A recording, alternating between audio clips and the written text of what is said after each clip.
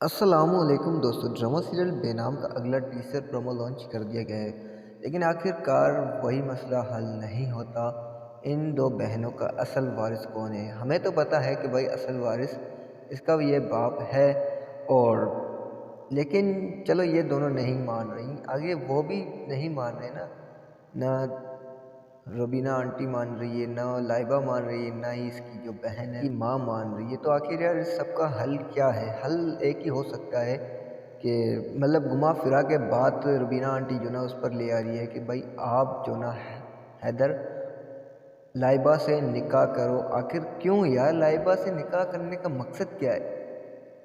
آخر کوئی نہ کوئی وجہ تو ہوگی نا بھائی، وجہ کچھ بھی نہیں ہے، بس نکاح کرو نکاح۔ اب میرے خیال میں کوئی نہ وجہ ہوگی نہ ہوگی، یہی بس وجہ ہوگی کہ بھائی صاحب پراپرٹی ہوگی، یا تو بینک بیلنس یا تو جائیداد، یہی مسئلہ ہوگا۔ لیکن آخر تیمور صاحب خاموش کیوں ہے؟ اس کی بھی کوئی وجہ ہوگی نا۔ وجہ یہ ہے کہ بھائی صاحب اب ہمیں یہ لگتا ہے تیمور صاحب یہ اسٹیپ اٹھائے گا کہ ایمن اور عائزہ کو کہے گا کہ اگر تم لوگوں کو یقین نہیں ہے کہ میں آپ لوگوں کا باپ ہوں، تو میں جو نا روبینہ، یہ جو میری بیوی ہے روبینہ آنٹی، اس کو میں طلاق دیتا ہوں۔ کیا تب یقین کرو گی تم دونوں عائزہ اور ایمن؟